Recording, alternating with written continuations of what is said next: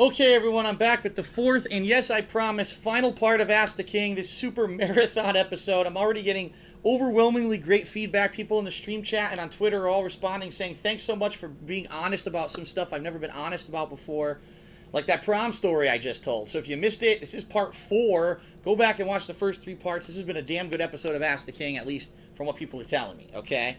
All right, let us continue on, shall we? This question is from Solid Fantasy, a friend of mine and someone who's submitted many good questions over the years. So here we go. He says, Phil, since you've been around the block with conventions, I figured I'd ask you some things because it was just announced that Chicago's Wizard World in August would be getting an awesome WWE lineup. So on a whim, I dropped $200 on a VIP badge for the joint meeting with Bray Wyatt and Paige. Also, this will be my first convention. There's 2 of my current favorite wrestlers in one package, so I could not resist. Good for you. That's a great combination. I agree. Okay. I'm just not sure what else I should do there. I'm anticipating the meeting going quick because with the VIP passes, I'll be bypassing most of the line. I'm sure I'll find ways to occupy myself as I'm there, but is there anything you recommend doing at cons? I could try for various other non-VIP autograph picture sessions in different entertainment mediums, but alas, I don't shit gold.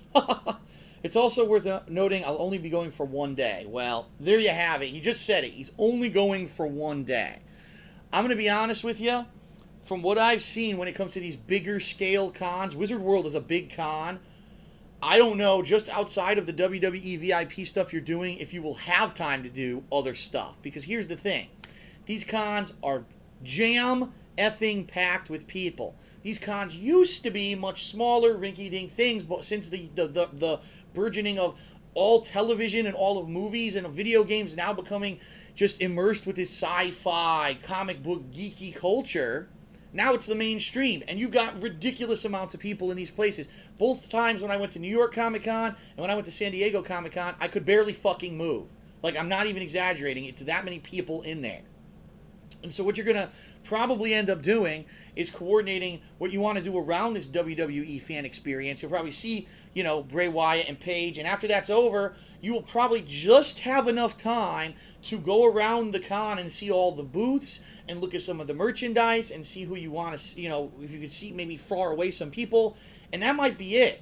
The few times that I went to New York Comic Con, I spent 5-6 hours just walking the floor, and then you've seen everything, but you didn't really have time to stop and do anything. If you just stopped to wait in a line to get an autograph, that's 2 hours gone, man.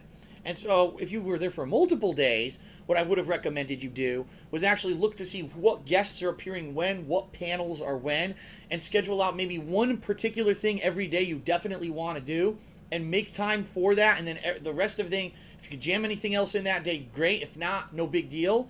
But since you're only going for 1 day, I really recommend you focus on the WWE experience you're going to have, and then just walk the rest of the con and try to enjoy yourself for however long you're going to be there. It's going to be cramped. It's going to take a long time to get around and see everything. It's a fun experience, but it's definitely a interesting one when it comes to personal space. And some of these people, I'm going to cosplay as Optimus Prime and wear a giant outfit that takes up half the fucking hall. Maybe you should have thought about that a little bit more, bud. Okay? All right. Next. This one is from Brian's Wood 38, and he says, have you ever played the first Assassin's Creed video game? Because I can't find any videos of you ever playing it on YouTube. The answer is I did play it. However, that was the year of 2007/2008 before I made any videos for YouTube, and I never did a playthrough of it. However, at a con a year or 2 ago, a fan gave me a copy of it. So if there was interest in seeing me play this during downtime, I actually really, really liked Assassin's Creed 1. At the time, I thought it was better than Part 2. Over time, seeing where the series went, I have to say Part 2 with Ezio probably was a little bit better than Part 1. A lot of people said this game was too repetitive with the gameplay, but I really liked it. I like the fact that Altair is a stoic assassin. He's really into what he's doing. The ending of the game was great. I really liked Assassin's Creed 1, and I would consider doing a playthrough of it if people wanted to see me do it. I don't know if they ever would, okay? I don't know. We'll have to see. All right. A few people asked me this one, so let's do it. Will I ever play Star Wars Knights of the Old Republic in anticipation because now Star Wars 7 has been announced? I'll be honest with everyone, I've been interested in playing Star Wars Knights of the Old Republic for a while. Problem is, I didn't know when the right time was. When I finally got a gaming rig that could play it, there was always something else on the horizon. There were people, oh, don't play that, play Dragon Age, play this, play that. And it never really came, there was never anything new Star Wars that was pertinent for me to play it. Maybe with Star Wars 7 coming out in, what is it, 2 years? Maybe this will be the time frame when I start considering playing Knights of the Old Republic. I probably would be interested in it. But then again, here we go. It's an RPG, everybody. Oh no, an RPG. And everyone already told me I played too many RPGs this year. And if I play an RPG, I'll get, oh, you didn't listen to the fans. The fans don't want you to play RPGs. So it's a slippery slope. It's a double-edged sword. I don't know. I don't know what to play. Okay. All right. Next question is from Ghost23, who's been a longtime viewer and fan, and has submitted many questions for Ask the King, so this should be interesting. He says, I have 2 questions for you. The first one is, why didn't you go to Florida or Texas to search for a new home? Why did you just choose to get a house in Seattle? First of all, I didn't get a house in Seattle. It's on the outskirts of Seattle, but fair enough. Originally, my plan was to find a place to move where I could continue to do what I'm doing right now, okay? But there's a massive benefit, whether it's the weather, taxes, prices, etc. Because I can tell you right now, I hate the weather in Connecticut. I hate the amount of massive taxes and the high prices that I pay to live in Connecticut. So when I started my search for a new place, which actually started last year, I wanted to find the states where it's where it's at. There's stuff going on. There's major cities, so I know I'd be able to get some good internet there to keep doing what I'm doing. But again, lower taxes, different weather than Connecticut. And I narrowed it down to 3 choices. You had Florida, which incredibly cheap to live there, no state income tax, low taxes, everything there is cheap, but the weather is hot and humid all the time, and there's always the threat of hurricanes multiple times of the year. So that was the trade-off. Texas, again, lower prices, you had good internet, cheaper taxes, but during the summer, very, very hot weather. There's actually potential for certain natural disasters. I think tornadoes and stuff can happen down there. And quite honestly, I'll be honest, there were some things down there, legislation going on that I didn't necessarily agree with, and I knew that especially if I was going to be moving in with my girlfriend, that maybe some things could negatively affect us if we moved there. Choice number 3, Washington, the Seattle area. Again, big area, huge for the internet out there because they've got Microsoft, they got Nintendo, and Seattle is a huge hotbed for internet and technology. Cheaper prices, no state income tax, weather that, okay, the weather is rainy all the time, but at least it's consistent and it's not snowing heavy and then super hot extreme. It's kind of middle of the road almost all year, and it's few and far between where they actually have a freak heat wave or snowstorm that's more than like a day, okay? So, after weighing and balancing all these things, the bottom line is I've been to Florida already. I know what it's like there. I've been to Texas. I know what it's like there. The only place I had never been to was Washington State, and I took this opportunity in April to go out there. And I'll be honest, my mindset was this. I'm going to go out there. Number 1, I'm going to see if I can stand this weather that everyone seems to claim they hate. Number 2, I'm going to see realistically what the prices really are out there. And number 3, I'm going to see if we can just, by chance while we're out there, find a place that we actually really like and will fit all of our needs. My honest mindset going out there was that it was going to be just kind of like a sightseeing / see some homes. Okay, great, we have an idea what it is. We'll come back. We'll continue the home search. Whether it was there, if we really didn't like it, then maybe we would continue in Texas and Florida. But we really liked this particular house. The house has everything we need, the right amount of square footage. It's beautiful. It's got the room I need for my office. It's available to have good internet. Everything, private gated community, everything kind of fell together at once. It was that perfect storm of opportunity that happened that we said, this is great and this is what we should do, rather than put it off, rather than wait, rather than continue to pay the high taxes and high prices in Connecticut. Let's get it done. Let's do the move, and then let's try to get this place sold, and then we can focus on moving on to the next stage of our lives. And that's where we are right now, where today I am closing on this house. I'm incredibly excited about it. So I hope that answers your question. We would have continued the house search, but we just lucked out, found something amazing. We loved Seattle, and that's why we stepped on it, basically. Number 2, he says, why are you going that far? What are you going to do to visit your parents? What are you going to do How often are you going to visit your parents? What do your parents think about you moving? Why didn't you move to a closer state like Rhode Island, Massachusetts, or New York? I'll answer the last part of that question first. You just named 3 of the most expensive states in the country. The northeastern United States is one of the hotbeds of expensive places to live. You've got that. You've got California, in particular the LA area. And there's a few other major areas of the country that are incredibly expensive to live. That's why I'm now moving to the Northeast, because I'm trying to save money. That's the point. Spend less for getting the same and still being able to do the work that I love to do. That was the goal. All right. My parents, I'll be quite honest with you. My parents are good people, and for the past, ever since I moved here, 2009, I made an effort once a week to see my parents, to go out to dinner with them, to hang out with them. I see them on holidays. That was what? 5 years now? I mean, how long am I going to stick myself in one place and limit my life and my mobility and my own personal happiness just to see my parents once a week? There comes a point in life where you need to realize that there's things that are going to be more important than that. Yes, I love my parents. I did my best to be here for them while they were here. I mean, think about it. I lost my job. My dad lost his job. We both had highs. We both had lows. We're both happily employed again. We kind of went through the ringer together, and now we're back to a good place, both of us. So it's time to move on. It's time to move on and say, all right, now how often will I see my parents? Well, my mom has already expressed interest in setting up Skype, so that maybe once a week or maybe once every couple of weeks we could have a conversation over Skype where we could see each other, get each other caught up on everything that's going on in each other's lives. My mom's already expressed interest in having to come out and possibly visit either on Thanksgiving or Christmas once a year. We don't know if it'll happen this year, because this year's going to be nuts with the move and everything. And then possibly, once we're secure in Seattle, or I'm sorry, we're not living in Seattle, on the outskirts of Seattle, maybe once a year we'll fly back to the East Coast and we'll visit my girlfriend's family, we'll visit my parents. It all depends.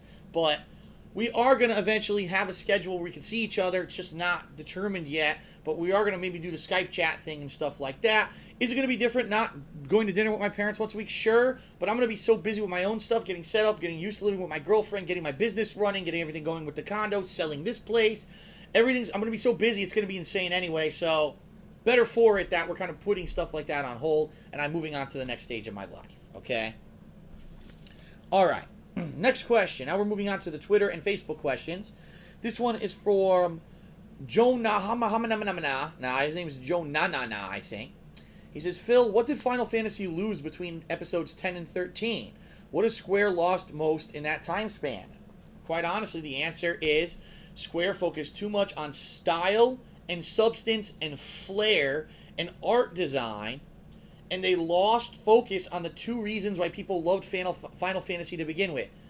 Really complex but addicting gameplay that was solid and fun, and a great cast of characters in a great story, okay? Final Fantasy X is probably the last in the Final Fantasy series where there was a story where, yeah, you can get to like certain characters. Yes, the artwork was good, but the gameplay was great as well. It was kind of the game that started to lose its way a little bit with the convolutedness of the plot and, of course, the ridiculous American voice acting. Ha, ha, ha, ha, ha, ha, ha, ha, ha, ha, and everyone's laughing. It makes no sense. You know, it has its moments of fault, but it also still captures that classic Final Fantasy vibe. Final Fantasy XI was an MMO, had nothing to do with Final Fantasy, didn't have that vibe at all. Final Fantasy XII felt like a hybrid between an MMO and a Final Fantasy game, where you'll lose the charm of the Final Fantasy universe. Final Fantasy XIII was all about flashiness, FMVs, the graphics, and the gameplay suffered, and the plot was god-awful, and the characters were insufferable. Hope and Vanille, you want to fucking strangle them the second you first fucking meet them in the games. So that's where they went wrong. If they could have an iconic story with characters that are interesting, diverse, unique, and that you can associate with, and have a story that drives it, and then go back to gameplay that's addicting and complex and fun and want you to keep playing, they could get their audience back. I don't know if they're going to do that. Not with the people that they have in charge, anyway. Okay. Next question from Dominic, 1987. He says, what is your opinion of AAA game development studios that are now using Kickstarter to fund their games? Oh no, this is a big hotbed of controversy, because why is this studio, who has in the past gone to certain publishers. The publishers backed them. They know that they have tons of money that they can put into games. Why are they going to Kickstarter now to fund their games? And the answer is this. These development studios are tired of being under the constraints of a publisher that, number one, might force them to rush a game before it's ready, that number two, might tell them to make changes that they don't want to do, that number three, might have them embroiled in all this bullshit instead of them focusing on the game they want to make. What's happening right now is a very unique thing. People are standing up and saying enough. We don't want the bullshit. We don't want the middleman. We don't want another overproduced game that ends up being $60. We buy it and we're disappointed by it. We want a game that is amazing, that lives up to its potential, that the original creative vision of the people who are making the game comes through and doesn't get caught up with the marketing nonsense and, oh, you need to have multiplayer tacked on even though you didn't originally want it in the game, and, oh, by the way, you need to do this and that with the game. We want more masculine characters, more tits, whatever the hell it is. These game developers now want to have control of their projects, which if you have a publisher that's backing you financially to make the game, you don't ultimately have. It's kind of like Sam Raimi, who made the original trilogy of Spider-Man movies. In the first two movies, he was given amazing creative control. And back then, a lot of people now, they pan them, whatever. Back then, people loved Spider-Man 1 and 2. They thought they were amazing movies. In movie number 3, the people who were behind the money said to Sam Raimi, oh, we need more villains. We need emo Spidey. That'll be funny. And Sam Raimi said, what? This has nothing to do with the essence of these characters. This is not how it should be. And they told him, no, we're forcing you to do it or you're off the project. He said, fine, then I'll make a piece of shit movie and then I'll leave. That's exactly what he did. Spider-Man 3 was a fucking stinky piece of shit, and then he left and he never did another movie for those idiots. So that's what's happening with these game studios. They don't want to have all these idiots telling them what they think their great ideas are just because they threw them money to make the game. They want to make their own creative control over the game. And that's why they're looking to seek things for Kickstarter and stuff like that. They know that the gamer want a good game. The gamers want good games. We don't want overproduced games. We don't want games with tacked on shit that doesn't belong. We just want a great experience. And so that's why I think AAA developers are going to Kickstarter to find an alternate source of funding. Now, that isn't to say that having a producer is a bad thing all the time. If EA is behind you, they're probably going to advertise the fuck out of your game. And so even if your game isn't as good as someone else who went to Kickstarter to crowdfund their game will get more attention. How many games this year from major publishers did you hear about? Did you hear about that game from Tim Schafer? Anyone? Not much, right? And the game came out and it was great. I really liked it, but it was crowdfunded and didn't get a lot of hoopla. And I'm sure the game probably did well for the amount of money that was put into it, but if that game was backed by a publisher, oh my god, throw fucking advertisement on TV and it'll be in every fucking magazine, and this is EA's crown gem. You know what I mean? So there is some advantage to losing control of your project if it means that you do want to go for sales numbers. So I can see both sides of the coin on that issue. All right, next question from German Rodriguez. From Herman Rodriguez. Okay. Do you believe with 120 GameStop locations closing, will this affect the business itself other than just selling video games? Listen, GameStop has lived in the land of milk and honey for too long. GameStop's business started as a game retail store because a lot of stores didn't have all the games. They didn't have them all on release day. They didn't have enough consoles when the consoles came out. So GameStop in the 90s into the 2000s became the go-to place for game retail. Then they realized we can make a shitload of money hand over fist by taking trade-ins in and selling them for an astronomical amount of money when we really only gave the guy $5 for the game that he traded in. We sell it for $25, right? So they've been making insane amounts of money off the used game market, but it was only inevitable that technology would advance to the point where the bubble was going to burst, and that's exactly what's happened. More people today are renting games from places like Netflix than buying them from GameStop. More places are getting, or more people are getting digital copies of the games and not trading them in anymore because you can get them instantly at home if you have a good internet connection instead of having to go to the physical brick and mortar store. In addition, let's face it, when you buy the physical copy of the game, just check this out. Assassin's Creed, now this was just a few years ago, right? Assassin's Creed came with a mini strategy guide, a full instruction booklet. Look at this. Full instructions, multiple pages, colors, pictures, everything. Look at this. Had ads for things for Assassin's Creed. Look at all the content that came inside of Assassin's Creed 1. Oh, how times have changed. Because here's what comes in a modern game.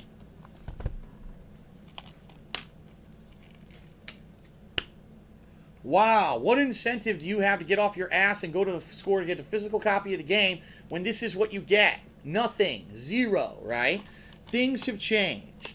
And so the GameStop now, where their primary massive bread earner was this used game market, the used game market is falling apart at the seams. And because of that, GameStop had to downscale. Now you may be saying to yourself, oh no, GameStop lost 120 stores. That's awful. Do you have any idea how many GameStop stores there were? Just in Connecticut, in every mall, and I shit you not, in every mall in Connecticut, there were 2 GameStops, or a GameStop and an EB Games, or Electronics Boutique, which was the old game store that merged with GameStop. They were the same company. A lot of people don't know that. They're like, well, I had a GameStop and an EB Games, and the EB Games closed. Oh, well, GameStop won. No, they're the same company. They were the same exact company. So there were too many GameStops. The market was oversaturated. Same thing with things like Starbucks, Krispy Kreme donuts, all these luxury items. There's days where you're making so much money hand over fist you overexpand, and GameStop realized we did it, and now they had to close a bunch of stores. It's just a necessary evil to the fact that they fucking were too greedy and they overexpanded their reach. Now, if you start seeing the single GameStop stores where there's not one for miles around and those are closing, now you're seeing GameStop in dire straits. But for right now, it's not very alarming for me to see, oh no, the second and third GameStops in my local mall closed, but there's still one. That doesn't really alarm me at all. Okay. Next question is from Hazard. And Hazard asks, seeing as you're moving to a new area, have you looked into any social venues to meet new people in Washington, such as pubs or bars? No, I'm not a bar crawling kind of person. My girlfriend hates beer, by the way. She absolutely hates beer. So really, that wouldn't be what we would do. I don't know. If anything, we'd do more social networking by going to conventions and stuff like that. You have to keep in mind that since 2009, I've been pretty much locked in here. I'm working all the time. I'm filming 8 hours a day, if not more. Now I'm live streaming twice a day. I wake up, spend a half an hour setting up, do a stream, go get food, do a stream, talk to my girlfriend on the phone, maybe have an hour or two to relax at night while I supervise uploads, and that's my day. I've never had this social aspect where I go out and pub crawl and do all this stuff. So, no. In that regards, no, I'm not interested in that kind of stuff. When we get to Washington, we'll be looking to see what is in the local area for shopping, for dining, for entertainment. Absolutely, we will. But that bars are just not my thing. Okay?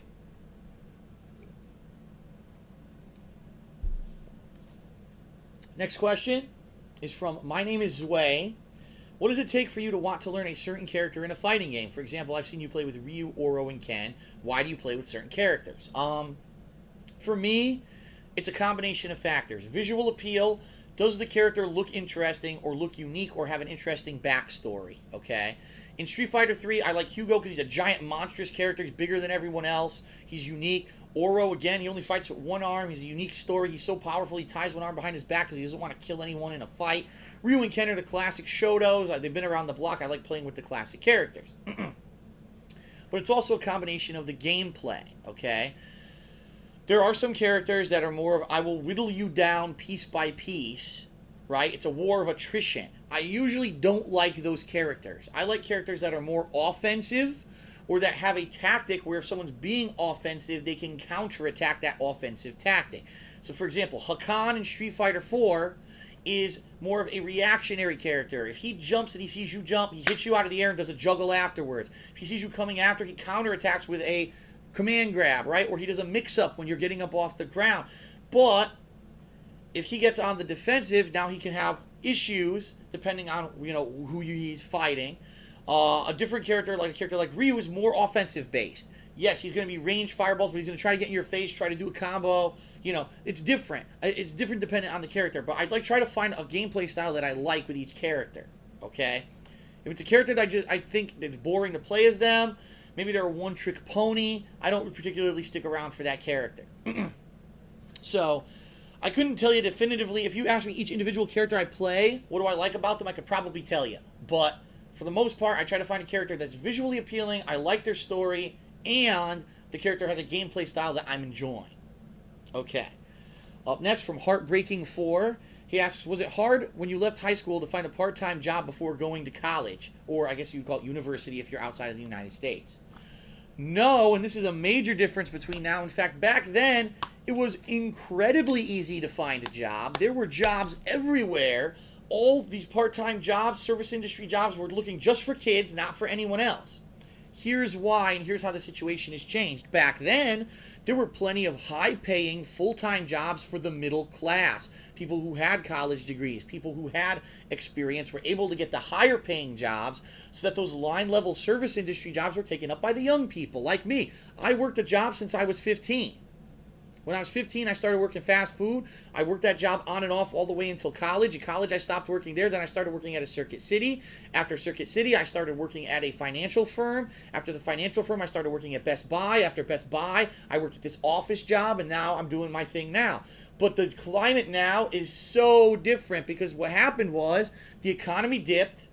All those middle class, decent paying jobs went away, and the people who, oh, what am I going to do now? They went down and they gravitated down to those low-level service industry jobs that the young people used to take in high school and college. So now you've got incredibly overqualified people taking low-paying jobs, and the kids who are trying to learn job skills and get those jobs can't get them anymore. It's insane. It's literally head hunting, dog eat dog out there because that whole middle class has fallen apart. All the service industry jobs that were still here. Oh, that's what you watch on TV. Oh my God, 10,000 new jobs in the state today. Yeah, and what were they? Burger King, McDonald's, KFC, jobs where you can only get 8-hour work weeks. They won't do you full time because they don't want to pay for health care. You got to juggle 3-4 jobs. You got to be going on the bus and everything between these jobs to even make a decent living. It's out of control. That's the state of the United States of America right now. I lucked out. I grew in a time when things were booming. Now things are in a recession, and it's very hard to find those kind of entry-level jobs. It's just how it is. Okay. Next question is from GamingRow05. He says, how do you feel that Dark Souls 2 received a second review from Gamespot, and they gave it a 5 when originally they gave it a 9? I read the second review. It's a piece of shit. The guy who did the review is completely out of context. Basically, it's a guy who doesn't like difficult games. And his every gripe is this game is too difficult, it's too cryptic, and I don't like it. So, how is that a valid review when you didn't compare the amount of gameplay that was in the game, you didn't compare the art design of the game, you didn't compare any of the other factors? His literal review was, this game's too hard, it doesn't explain enough, 5 out of 10. Okay? The original review from GameSpot was done by someone who was a fan of Dark Souls. So he was like, yes, it's difficult, but it's rewarding when you finally beat something that's incredibly difficult. There's so many different locales. There's a ton of bosses, a lot of secret content. The game's great, and he gave it a good review. I have to draw myself, the only frame of reference I can have on this, when I reviewed Dark Souls 1. Dark Souls 1, when I was able to beat the game because I was understanding it, I liked it. Okay? When I finally got to the point in the game where I didn't understand what was going on, it was too cryptic, I didn't know where to go, my weapons were breaking, and it was going to be a repetitive grind for me to even figure shit out, I quit. But when I reviewed the game, I said, no, I understand. The game has a shit ton of content. Just the time I've played it, I've fought a wide variety of interesting and fun bosses. There's so much going on for this game, but it's only for those who like cripplingly difficult games, and I actually gave it a pretty decent review score. To just review a game and say it's too hard for me and it's cryptic, well, what about for someone who's it's not too hard for, right? So I could see both sides of the coin. That guy who did the second review could not. I really think GameSpot only did it for the sake of they wanted to cater to people who don't like that level of difficulty in a game. And let's face it, your first review of a game should be your definitive review. What has changed from Dark Souls 2 from the date it came out to now? Nothing. Nothing at all. They didn't put out any DLC. There was no game-changing major patches. Nothing. It's the same fucking game. The second review wasn't needed. It was for controversy's sake. It was a waste of time. GameSpot, shame on you for doing it. You're fucking a bunch of hacks like you've always been. Okay. Next. From... Oh, we're almost done. We're almost done. We've got like just a small handful of questions and we're done with Ask the King. This one is from Dorian. With the next Transformers coming out in June, I've wondered what series of Transformers besides Generation 1 did you watch or are you currently watching? The only other Transformers I ever watched outside of the original Generation 1 cartoon was the Beast Wars cartoon that was out during the 1990s. It was computer generated. There was this big hype around it because it was computer generated. There were a few other shows like Reboot and a few other shows that were computer generated like that. It was one of the better looking ones. It was interesting. It was fun. The movies, I watched the very first movie and liked it, even though it had some kind of ridiculous stuff in it. I thought it was for comedy relief purposes, so it wasn't all about the robots. I saw part 2. It was one of the worst movies I've ever seen. I refuse to see part 3 and 4. Fuck Michael Bay. I will not watch anything Transformers, anything else, because he ruined it. There you go. Next question from Jose. He says, what are you looking for most to this year at E3? Quite frankly, games. Last year, it was all about the hardware. It was about show us the PS4, show us the Xbox One, and sell us on the consoles. PS4 did that. Xbox One did not. Sales numbers show you the results of that. This year, it's about the games. Now both consoles are going to be selling for the same price tag, so there's no more issue there. Show me the games. Does Xbox One have great exclusives? Does PS4 have great exclusives? Or is everything cross-platform and it doesn't matter? That's going to determine where we go next. That's what E3 should be about. That's what I want to see at E3. All right, 2 more questions and we're out of here. This one's from Wesley. He says, Phil, me being a college student who's graduating in about 1.5 years from now, the debt that I have amassed from student loans is already astronomical and is definitely going to go up more. I'm definitely prepared to have to pay them off, but I have no clue how I'm going to do so on a regular basis after I graduate until I get a stable job in my career field, or how long that it's actually going to take, since I plan on moving in with my girlfriend after I graduate. My question is, how are you able to pay off all of your loans from college efficiently? What advice would you give for me paying it off while paying other bills efficiently and on time so I wouldn't become overwhelmed? Listen, being an adult sucks for a lot of reasons. A lot of great reasons to be an adult, and wow, I couldn't wait to be an adult. This is one of the things that sucks. Keeping track of your bills on a monthly basis, making sure that you're paying them on a monthly basis, not racking up the wrong kind of debt so that you end up not being able to pay your other bills.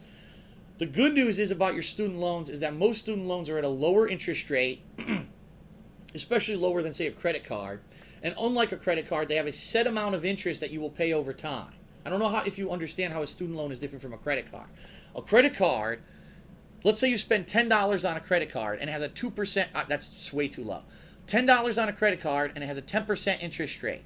If you don't pay off that credit card in the first month, that means they're going to take 10% of the $10, so $1, so you owe them $11.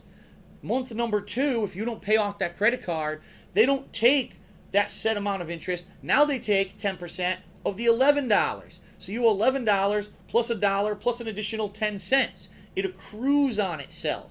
So credit cards literally accrue on their own debt over and over and over. And if you don't pay a certain amount on a credit card, you could have a credit card that you can never pay off if you just pay minimum payments.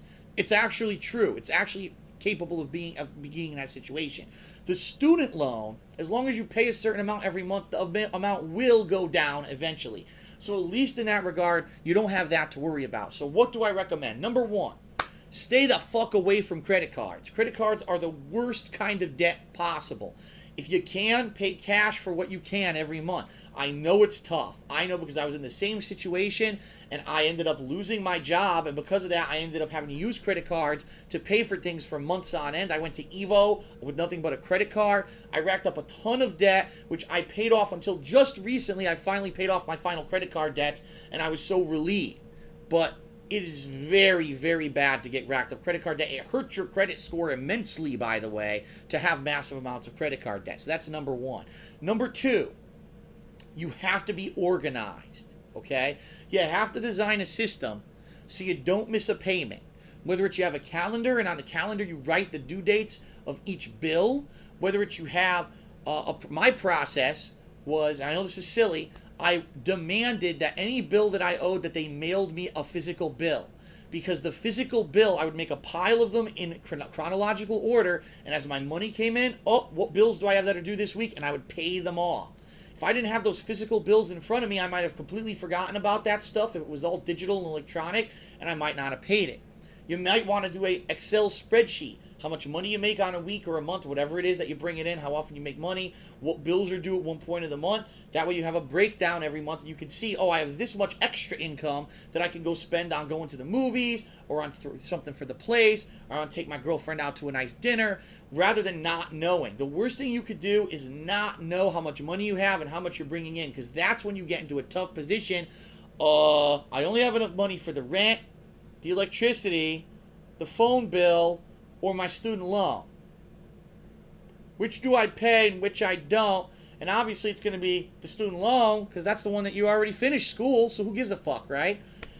I do know that when I was younger, and I don't know if they still do this, they have special deferral programs where you can defer your student loans for several years. I think I deferred mine for 2 years after I graduated from college. So I found a job and I was making money. I used that money to pay the student loans 2 years after I had originally incurred them, and there was no penalty for that. Maybe you can take advantage. There are federal assistance programs similar to that, but I don't know what's available right now. I hope that at least some of that advice helped you out. Okay. The last question for a super fucking long episode of Ask the King. I thank you guys for being, whether it was YouTube or Twitch, for sticking in there and watching.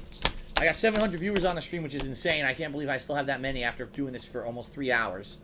The final question is this, from Aaron. He says, have you ever met any internet personalities while making the rounds at various cons? So, for example, have you ever seen the Nostalgia Critic, Angry Joe, or Spoonie? I have not seen any of those guys. I have seen James Ralph. He was one of the featured guests at Too Many Games, where I was the other featured guest. I never shook his hand or anything, but I saw him all around that convention, obviously. When I was at Screw Attack Gaming Convention, obviously I saw the people from Screw Attack there that you see in their videos daily. Okay. When I went to MagFest a long-ass time ago in 2007, I actually hung out with the Screw Attack guys. So I was actually kind of friendly with them. I entered a tournament with them. We did fun stuff together. And that's really the extent of it. I'll be honest with everyone. I am the internet black sheep. I have been since day one. I'm not the guy who collaborates with everyone. I didn't join some great huge thing like Channel Awesome or Screw Attack or anything like that. I've always been the independent guy that does what he does on his own. I haven't known of any YouTubers or anyone in Connecticut who I would have been able to collaborate with to begin with. So it's not like I go, oh, wow, Angry Joe, how you doing, or whatever. I don't know if Angry Joe knows who I am. I don't know if he would give a shit, right? I don't watch other people's content.